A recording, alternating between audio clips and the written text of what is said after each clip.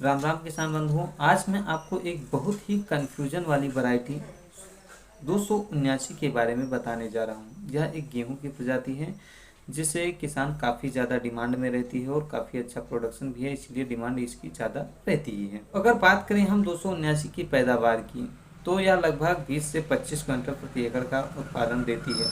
लेकिन कुछ किसानों को तो अच्छा खासा उत्पादन देखने के लिए मिल जाता है, वहीं कुछ किसान इसके लिए गो करके उसके बाद पछताते हैं कि इससे मतलब बेकार वैरायटी मुझे कोई नहीं मिली है। तो एक बात मैं आपको बता दूं कि ये कन्फ्यूजन है, ये बहुत बड़ी कन्फ्यूजन है जो कि किसानों के शायद कम समझ में आ रही हो, लेकिन हम विक्रेताओं के समझ में ज़्यादा आती है, क्योंकि हमें एक साल में अब न जाने कितनी 279 प्रजातियाँ बेचनी पड़ रही हैं। तो इसलिए मैं आपको बता रहा हूँ कि जब भी आपको अच्छा उत्पादन मिले तो आप ये नोट करके रखिए कि कौन सी प्रजाति आपने बोई थी। 279 ही बोई है, लेकिन कौन सी, क्योंकि मैं आपको बताने जा रहा हूँ कि मार्केट में कितनी 279 आ चुकी हैं।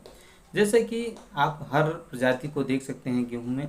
आप मान लीजिए, एक सामान्य तौर पर मान लीजिए कि जो गेहूं की प्रजातियां हैं वो दो तरीकों में डिफाइन की जाती हैं। जैसे अंग्रेजी के अल्फ़ाबेट होते हैं, उसके बाद में थोड़ी जो है वो गणित की अक्षर लिखे हैं, तो उन दोनों को मिला करके एक प्रजाति बनाई जाती है। जैसे कि अगर आप मान लो कोई प्रजाति मांगने जाते हो, जैसे PBW 373 है, मार्केट में आप जाओ कह दो 373 प्रजाति चाहिए, तो आपको जब भी आप खरीदोगे तो आपको PBW ही मिलेगा। 373 आपने बोला, लेकिन आपको मिला क्या? PBW 373।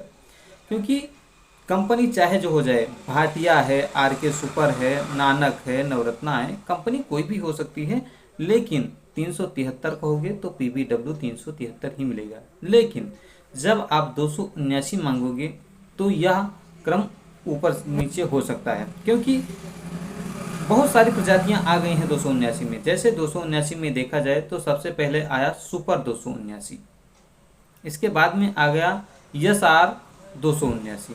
अब SR के बारे में पता ज़्यादा करने पर या पूछने पर हमें पता चला कि जो सुपर लिखा था उसे शार्ट में SR लिख दिया गया है। चलिए, इसका मैंने लगवाया भी और प्रोडक्शन भी काफ़ी अच्छा रहा, 20 से 25 क्विंटल के आसपास रहा, तो अच्छा ही रहा। और ऐसे ही मुझे पिछले भी मिला था, सुपर 279 में भी ऐसा ही मिला था। लेकिन इसके बाद हम बढ़ते हैं तो आता है K 279, उसके बाद में आ गया JS 279। अब तो मैंने अभी हालिया देखा है SW 279 भी आ रहा है मार्केट में। तो मतलब इतनी ज़्यादा कन्फ्यूजन। अरे मतलब क्या जो गणित के नंबर थे वो कम पड़ रहे थे? कोई भी नंबर अगर आपको SW ही डाला था तो गणित के जो नंबर थे वो बदल देने चाहिए थे। इससे किसानों को कन्फ्यूजन नहीं होती, क्योंकि 279 प्रजाति जो है वो काफ़ी अच्छी प्रजाति है, कम समय में भी हो जाती है और बहुत अच्छा पैदावार भी देती है। इसलिए मुझे लगता है कि आपको जब भी खरीदारी करें, जब अच्छा प्रोडक्शन मिल रहा है, तो आप अंग्रेजी के अल्फ़ाबेट को याद रखें कि कौन सी वाली थी। SR थी, K थी, JS थी, SW थी, वो कौन सी 279 थी, तब आपको अच्छा प्रोडक्शन मिलेगा। वैसे मैंने अभी तक जो है K 279 और SR 279 या सुपर 279 कह सकते हैं, दो ही बेची है और दोनों के रिजल्ट मुझे अच्छे मिले हैं और इनकी मैं रिकमेंडेशन करता हूँ। बाकी JS क्या है, SW क्या है, इन सब बारे में मुझे इतना ज़्यादा जानकारी नहीं है। तो जब भी आप 279 खरीदने जाएँ तो आप अंग्रेजी के अल्फ़ाबेट को ज़रूर याद रखें, जिससे कि आपको अच्छा प्रोडक्शन मिल सके। उम्मीद करता हूँ ये जानकारी आपको अच्छी लगी होगी, और ऐसी ही और जानकारियों के लिए हमारे चैनल को सब्सक्राइब करना मत भूलिएगा। मिलते हैं अगली वीडियो में, तब तक के लिए जय हिंद, राम राम।